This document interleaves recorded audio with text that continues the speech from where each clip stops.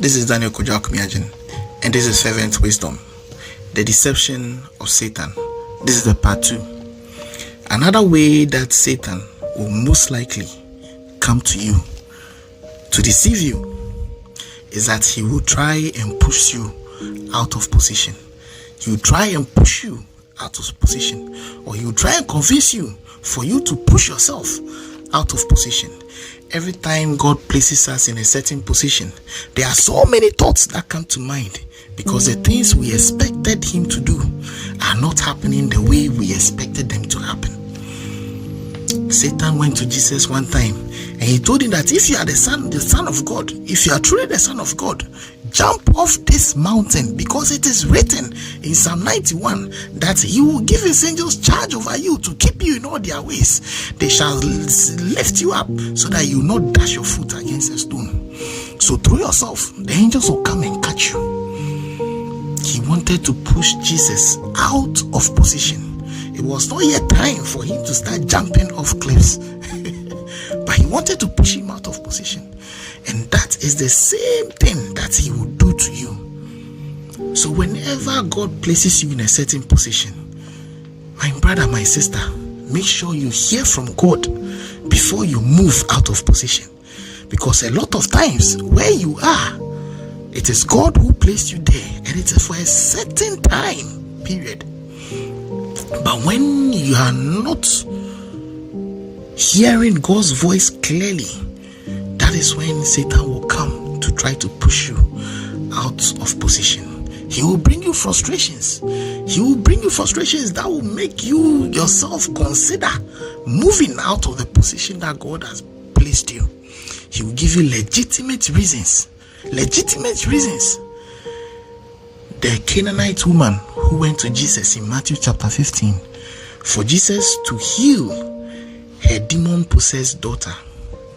Jesus told her, "Woman, this position is not for you. The position of getting healing for your daughter is not for you." He said, "The bread is given to the children, not to the dogs." Mercy. And the woman, full of faith, later Jesus said, "I have not seen any faith greater." She said, "Yes, Lord, but I'm remaining in this position." Even the children, when they finish eating, some of the crumbs from the bread, they fall down for the dogs to also eat. It means that the dogs never move out of the position of under the table. That is their, we will stay in that position. May God give us discernment, and may God give us understanding, so that when he has not spoken, we shall not move out of position.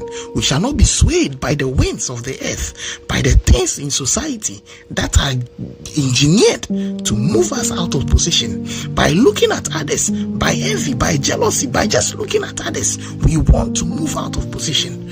May you start hearing the voice of God for yourself. If God has not spoken, my brother, my sister, please do not move out of position. Stay in position, because that is where your healing will come. That is where your provision will come. That is where his glory will shine upon your head.